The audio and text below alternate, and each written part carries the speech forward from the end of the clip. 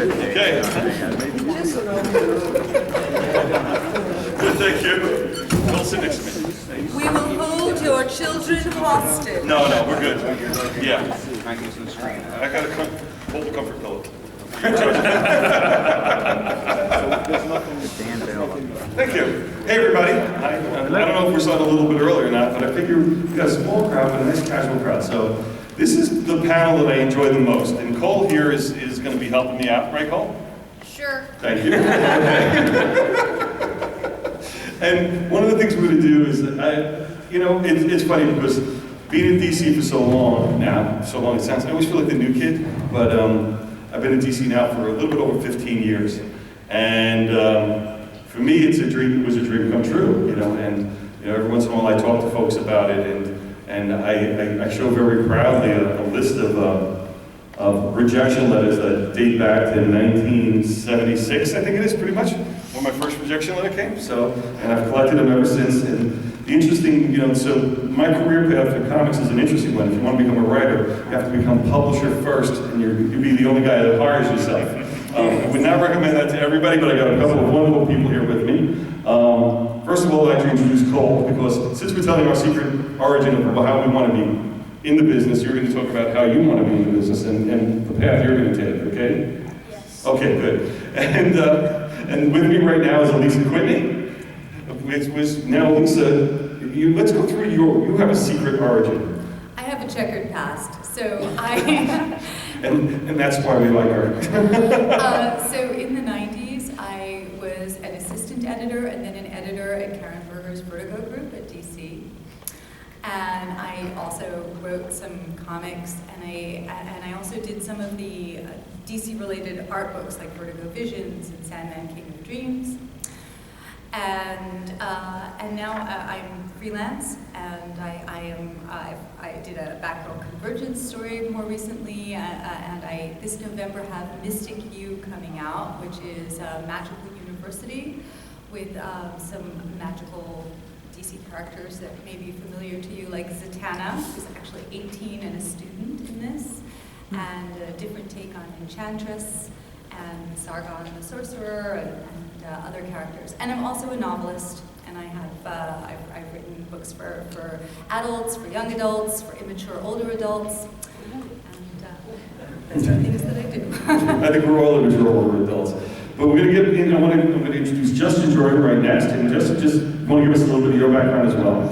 Sure. I broke into professional comics with The Strange Count of Luther Strode back in 2010, which is an Image book. And then I very rapidly went to work for Valiant in DC, were my first paid gigs, and I've subsequently worked for almost everyone in comics. Oni has still eluded my grasp, but I'll get them.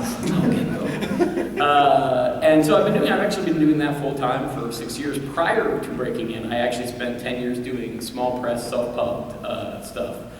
Trying to break in. So it was interesting, on Luther Strode, Trad, the artist on it, was actually in Savannah College of Art and Design when I contacted him for the book. So he actually went from that and has never had a career in anything but comics, whereas I have done a whole lot of things aside from comics and got into it reasonably late compared to a lot of people. Cole, over to you. So how long have you been reading comics and what got you into it? I've been reading comics for a year, I guess. Long time. I guess I like the superheroes and everything. And which one, so when you got your first comic, how did you get your first comic? Did you pick it out? Did somebody get it for you? My first comic was a Flash comic that my dad got me. Pretty cool. Nice guy. Third row. Okay, he's keeping an eye on you, making sure you said everything right. So Alisa, back to you now. Question for you. You started working at Vertigo. How did you get that position? What got you in? Was comics something you always wanted to break into, or was that just a job at the time? So I really did want to work in comics, and my story is very strange, and in some ways I think there's elements of it that no one could duplicate and no one would want to. But so I was a comic book reader from probably the age of 6, and I never stopped. And I was in Columbia's Master's of Fiction Writing program. And I, was realizing that in addition to wanting to write, I also needed to have a job that would pay. And everyone was sort of going around to literary agencies and literary publishers, and so I did the same. And I was told basically, you will work like a dog. We will beat you and scream at you. You will be paid nothing and need to live with your mother. I was thinking, oh my God, that sounds so tempting. And at the same time, I had to acknowledge that my tastes are kind of omnivorous, and so I love comics, and I love genre, I love science fiction, I love romance, and I wasn't sort of the typical MFA student. So I wasn't exactly sure how comics were edited, or what went into it, but I loved comics, and I was still reading comics. And so I sent letters out to DC and to Marvel. We were both in New York City at the time, and DC responded. And there was a blizzard. And I was like going to get there through the blizzard. And I got there and nobody was in the offices. And so I went back home to my mom's, because I was living with my mom's, because New York City. And when I went back, when the interview was rescheduled, they asked me what comics I was reading. And the truth was, I wasn't reading that many of DC's current titles. I was reading isolated things, but the stuff I really loved as a kid was House of Mystery and House of Secrets, and The Witching Hour. And so I had this moment where I was like, lie, don't lie, don't lie. And I just blurted out, oh, like, really, I wish you guys were still doing the horror comics. And strangely enough, it turned out that there was this one editor who was editing, it wasn't yet called Vertigo, but she was editing, basically horror titles and dark fantasy titles. And so I was told to come back and have the interview with Karen. So I don't know if I should tell this part of it, because this is the most ridiculous part of it. That's why we're here, right? We're here for the ridiculous stories, right? Yeah. See, the fun part about the Secret Origin panel, and you'll get into this groove after a bit, is we want to tell the most ridiculous stories possible how you break into comics, because everybody thinks that they know the way. And okay, let me just go to the room for 1 second. How many people wanted to work in comics in one way or another? and it is, it's just one of those things. And you see it, you love it, you want to participate. We're counting you, right? You're getting in. And one of the things that I always see is that everybody always wants to do it, and everybody thinks they have the magic way in, or there's an in or something. And there is no easy way in. I'm going to go into, I don't usually do my story, but since we have a smaller group, I'm going to do my story today too. So it's always interesting to hear that. So back to your ridiculous. I want the ridiculous. So the ridiculous part of this is that I finally get into the interview, and Karen Berger is interviewing me, and I don't have yet a lot of the skills that I will need as an assistant editor. I had story skills because I was in a fiction writing program, and I'd been learning a lot about the craft of writing. And I had like one art history class and maybe one drawing class from college. And I read comics, so I don't think I was probably the most qualified applicant. And about halfway through the interview, I saw that she was frowning at me and looking less and less happy. And she was pregnant at the time. And I said, do you have a headache? And she said, yes, I do. And without thinking about it, I said, oh, I've got something for that. And I leaned over the desk and started to rub her temples.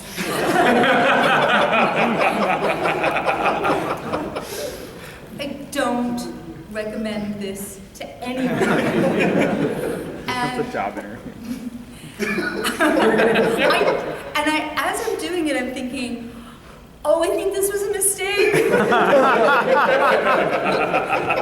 I should say that, like, a lot of people would say to me later, like, gosh, Karen's a little intimidating. Like, do you ever get nervous? And I'm like, no. Your temples. But what I realized is, in a strange way, I was clued into what she wasn't saying as well as what she was saying. I mean, I knew that the interview had been going well, and then suddenly she was frowning, and I was trying to sort of anticipate. And so the one thing I will say that's not totally ridiculous is sometimes you need to be aware that the job requires more than just what you what you think. And I did say to her, you know, there's stuff that I don't know, and if I get this job, I will do whatever it takes to learn. And I lived at the offices in those early days as I was, you know, busy like trying to learn how to be an assistant editor. So, but yeah, don't. That's how you got in too, right? That's Oh yeah, literally exactly the same. It was Karen even. So. Don't try. If you see Karen at New York Comic, you know, just Do not rub her temples. don't do that. I would also note the experience of having somebody reach out to rub your temples is significantly different between the two of us being on the side.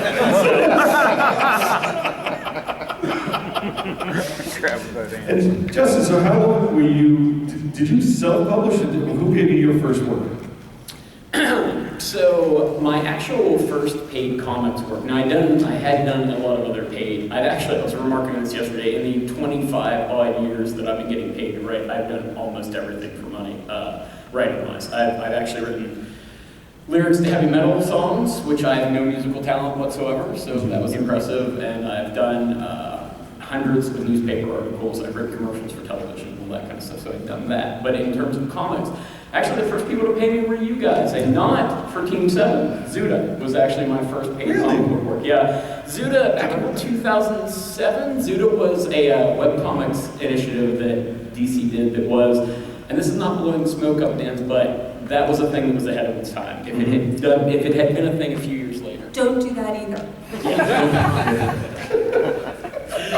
If it had been a couple of years later, I think Zuda would have been much more successful for DC. But Zuda was a competition where you would submit 8 pages, 5 pages to a thing, and if they liked it, they would put the best 10 in a monthly competition, and readers would vote on it. So it had kind of an American Idol aspect to it. And I actually made the finals of that 3 times. And if you made the finals, you got paid. Not a tremendous amount. My very first paychecks from comics came from you guys, came from DC Entertainment. That's it, that's great. I mean, for me, it's an interesting path. Like I said, I've always liked comics. I got rejection letters starting in '76. I worked in animation and TV, and believe it or not, I found ways to work comics into everything that I've done my entire life because I enjoyed it. So, strange things, secret arts and stuff. When I worked in, I used to work publicity for the soap operas in New York. So I used to be handling publicity for All My Children, One Life to Live and Loving for anybody who ever watched those shows. And the most interesting part about that is that, quite honestly, I used to sit in and listen to the writers' rooms, and a lot of the story construction and characterizations and interactions and things like that are actually things that I brought with me when I got to comics, because, you know, if you look at soap operas, that's the part of comics that people also enjoy, is the soap opera aspect. But there was one actor, a guy by the name of Walt Willey, that was played Jackson Montgomery on All My Children. He was a comic fan. And somehow I was able to manage to make a crossover between All My Children and The Second Life of Dr. Mirage, and in Valiant Comics the first time around, because I wanted to work with comics. But also, the real person, and the person who's not here, who's usually joining me in these panels, is Jimmy Palmiotti. Jimmy Palmiotti and I were neighbors in Brooklyn. And we were in the same apartment complex, or the same condo complex together. And so I had seen him carrying the big art boards, and I figured it was something art-related or comic-related. And lo and behold, I ran into him in a local store, and we struck up a friendship there. And Jimmy, at first, was my dealer. I call him my dealer because he used to let me come over his house and go through his comic boxes. You get these brand new boxes of comics, all the new comics from the companies you work for, and he didn't want them, so I used to rummage through them and take anything that he didn't want. So that's the start of a beautiful friendship. And then him and I, we started working together, doing some writing together. And Jimmy was just breaking in as a writer, and we were pitching things to Marvel for the 2099 line. Anybody remember Marvel 2099? Right? Yeah, that stuff over there. We pitched Ravage 2099 stories, and Rhino 2099. I don't know what I was thinking. But we did things along that line and never got traction. We pitched a series over at DC. We pitched a Guardian series in DC, which had a little traction but got killed. And then Jimmy was working on Deadpool, and then he went back to DC, called him again, and says that, you know, would you want to do some writing here? So Jimmy calls me up and goes, remember that Guardian pitch? Let's dust the Guardian, it's a true story. Let's dust that Guardian pitch off. I said, okay, that sounds good. So we dust the Guardian pitch off, we send it in, and they said, hey, we really like this Guardian pitch, but it needs a guest star, it needs a superhero guest star. And I said, well, it's Guardian, let's put Superboy in it. So I said, okay, great. So we put Superboy in the Guardian page. And we send it back in. And they go, you know what, the Superboy stuff is good, but we feel it's got to be a little more balanced. So can you put more Superboy in it, a little less Guardian? I'm like, okay, we'll revise it. So we rewrite the whole thing. So now it's like a team-up book with Guardian and Superboy. We send it back in. They said, you know what, this is working really good with Superboy stuff, but I don't like the Guardian stuff. True story. And I called up and I'm like, are we writing Superboy? And Jimmy goes, shut up and turn the script in. So I'm writing Superboy. Now, we're writing Superboy at the same time I was working in animation.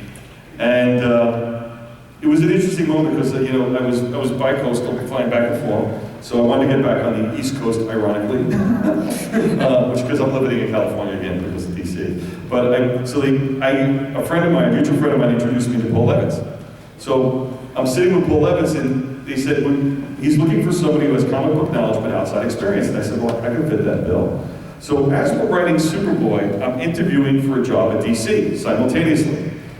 And as the interview goes,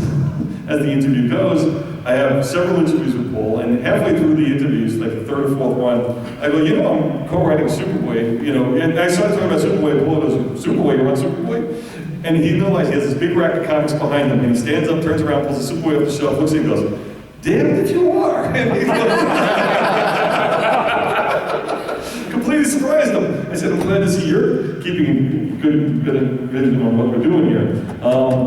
But anyway, I interviewed about 6 times with Paul, and over the period of time, we were having problems with our editors. And Jimmy wants to start a big fight with one of the editors. I said, could you just keep it calm for 5 minutes? I can't explain why, but that's how I got into DC. So I interviewed for that, and my first official function at DC was to cancel Superboy. I hated the story. So that was my issue. Okay, back to you, Cole. So, you're fledging, you want to break into the comics business, okay? Sure. Okay, I'm serious about that. Are you more interested in writing or art? What's the thing that you enjoy most from the comic side? Drawing. Drawing, you do. And how much drawing do you do on a regular basis? I stopped for a while, but I want to do it again.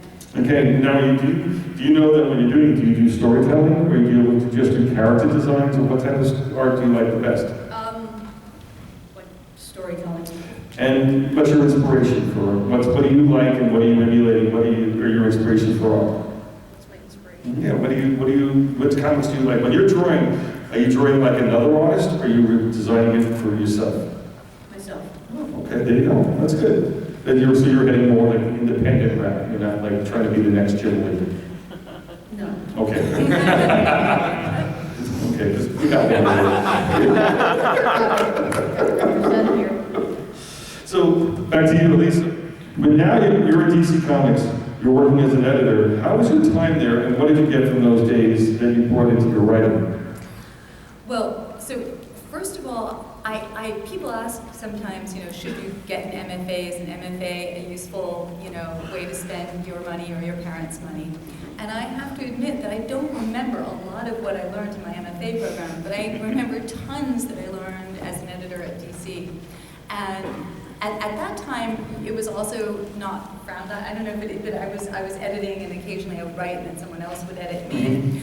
And one of the things that I learned was that, because people would wear different hats. There was Dick Giordano was the vice president of DC Comics, but sometimes he was like a fill-in inker.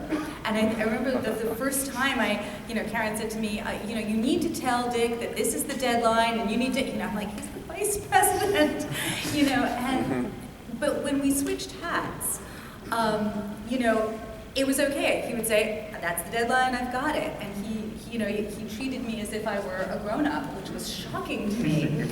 And I feel like that's one of the things that I can say to everyone, if you want to work in comics, or you want to do creative work, it's so good to be able to think about switching hats. So when you're wearing your writer hat or your artist hat, you do your best work, and then you try and listen to critique, even if it's coming from, someone who ordinarily, might be not your senior. So if your kid comes up to you and says, "The thigh looks like a dog," I think you should listen to that and correct it. So that was one of the things that I learned. The other thing is that as a prose writer, I think I tended towards radio script, kind of like I was good with dialogue, but the visual stuff did not come naturally to me. And comics made me a better prose writer. It made me a better storyteller. And I found that just thinking about a setting, thinking if I were going to describe this for an artist, what would I need to describe? What are the key details and what are the elements that would really make it come alive? And I now actually give workshops to prose writers saying, this is a really useful technique to bring things visually to life. So that's what, and the other thing I learned is like the glory of a deadline. Because without a deadline, I am a champion procrastinator. And procrastination is not laziness, it's fear. And being able to really do your best work and then let it go on deadline, and then when you get it back, correct it and revise it on deadline, those are really key things that I learned. And the other thing that I would say is I learned how to create a schedule and keep to a schedule, which was really, really useful for me. I'm not by nature an organized person, and the things that were most important for me to learn were, creating a schedule to work from, and not losing original artwork. And, and those were things, tenets I still try to live by to this day. Okay, I'm going to turn to the audience for a second. Okay, this is one of the things I always like to ask the people in the audience. I mean, there's so much, it's really an intriguing moment in time for comics right now for me. It's an interesting thing, and I'm not sure if it's a good or bad thing. But, I talk to the retailers, I talk to the talent, and there's about 500 comics that come out periodically every month. And it's interesting because when you see that much product, I get overwhelmed. If I look at TV, you see all the shows, I get overwhelmed. There's a show over here in a place called Lulu, there's a show over here on Amazon. It used to be a set place and now it's spread out everywhere. And I'm always wondering how people decide what do they look for. Because ultimately one of the things, I tell a joke which I shouldn't do, but I'll do it for you guys. I always say that the Rebirth line is like Gilligan's Island. Okay? I always say that when people look at me like, what do you mean the Rebirth line's like Gilligan's Island? I said, because when you have 500 comics to choose from, you don't know what they are and who created them. You always look for that one thing that feels comfortable, like you're going to buy something, you're going to watch it, and you're going to enjoy it. And when people have 500 different choices, somehow you always wind up on Gilligan's Island, because it's the one thing that you feel, I can't deal with the stress of figuring out what to watch, so I'm going to watch something that I know and I'm comfortable with. And that's sort of what we did with Rebirth. We went back to basics so that you had something that you had confidence in, that you knew what your expectations were from it. Now, our goal is to make it interesting and move it forward, but we want to be a place where there's an expectation for the material you come from. But when you're out there buying books, what is it that you like the most? What is it? We're going to go, anybody for this? Anybody have any questions when you're looking for books? Are you going by name? Are you going by character? Over there. Generally, I go writer, artist, and then character. Who's writing it, who's drawing it. Okay, my next question is, where do you get all your information from what you're buying? Generally the internet. Okay. How many, anybody else? Anybody else? Oh, right there, sir, yeah. Originally, I do what you said. I get what I'm comfortable with, I know, and if it's connected to something else, I try it out. I mainly go for design, and I look for artists, and I mainly just try it out, really give it a chance. Okay, you say give it a chance. How long do you stick with something while you give it a chance?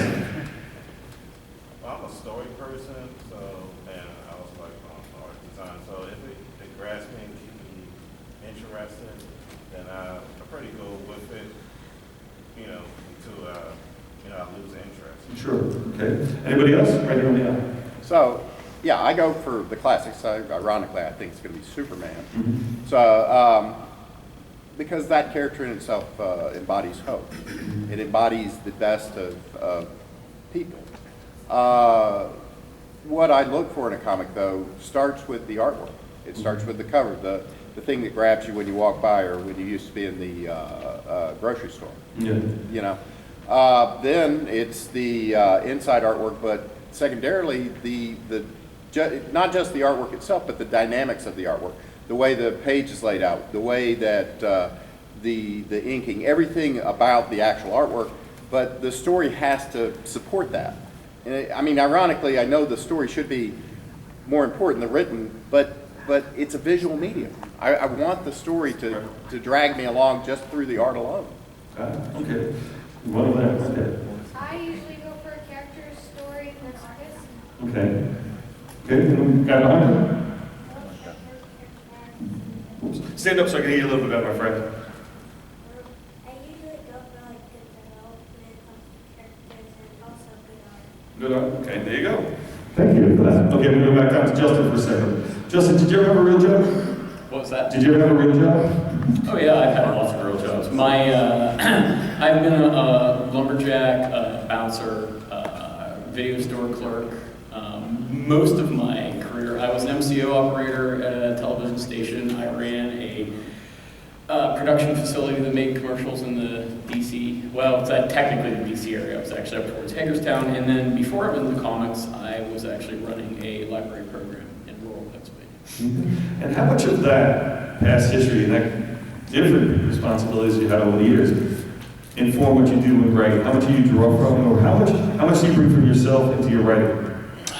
It kind of varies. Some characters are more like me than others, and some stories are more like me than others. The job experience was actually really useful in terms of, this actually goes kind of into what Alisa was saying, which is that I think a lot of people, and this includes people who actually write, if you're getting into comics, you think that you write a script and you give it to the artist and you do it, and they do it, and a comic appears. And if you're doing a work for hire work, that is to an extent true.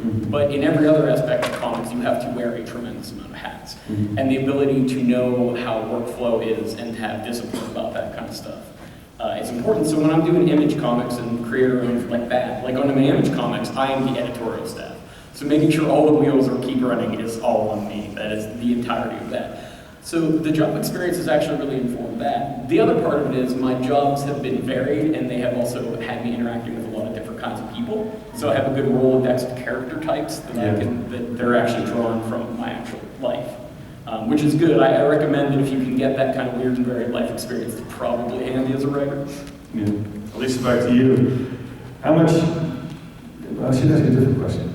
You work on different books. How many times do you bring people you know into your storytelling? Well, it's really funny because I always used to say that I Frankenstein my characters. I do take elements of people, but because I want to have a life with friends and family that occasionally still speaks to me, I tend to disguise the characters. You know, usually I start by flipping genders, so if I've got some strong, recognizable characteristic, I'll often change that character, so if it was male, it's female, female then male. And now I've actually written a young adult book that's based on Frankenstein, so it all comes together. But I think you can be inspired by people, and yet you don't want to keep it too close to actual people anymore, because if you try and create characters who are too multifaceted, in a weird way they often come across flat on the page. And you have to exaggerate key characteristics so they really come across. And it's, you know, sometimes the very character that comes across flattest are the characters that are closest to you. Anyone else noticed this? Yeah. And so sometimes just by taking someone whom you know a little bit about and not too much, and that sort of sparks your imagination, and you can inhabit that character more fully. So, and that will also save you from, you know, having your ex sue you. Yeah, I do the same thing. Like, rather than having this character is based on this person, usually it's this person is based on like 3 people, but I've taken whatever useful aspects of the personality and glommed them into one character, rather than just straight up doing it, because yeah, you want people to actually talk to you. Cole, back to you. So Cole, in school, do you have other friends that read comics, or you sit there by yourself, or you work with others within the comics This themselves? is getting a little personal. He's on the panel, we have to ask these questions. We got to know Cole's secret I origin. didn't ask to be on the panel. So I was like, come up here. I was like, okay, this is a joke, right? No. Now I'm up here. But you're here now, and now you have to answer the question. Do I have Do it? Maybe not. It's up to you. You should. I haven't really asked my friends if they read any comics. You did? Okay, good question. Now back to you. Did you, when you guys, because when I was buying comics, I had a couple of friends of mine that like comics, but it was my thing. You know, it wasn't something, it's interesting when you see right now about how much it's grown and pushed out, and pretty much the only place I interacted with other people reading comic books was the comic store. It's not like I moved it out past that or went forward much forward for that, but now it's, you know, there are groups and anything like that. You're online talking to people with comics. I mean, besides nobody's talking to Cole because he doesn't talk to anybody about comics.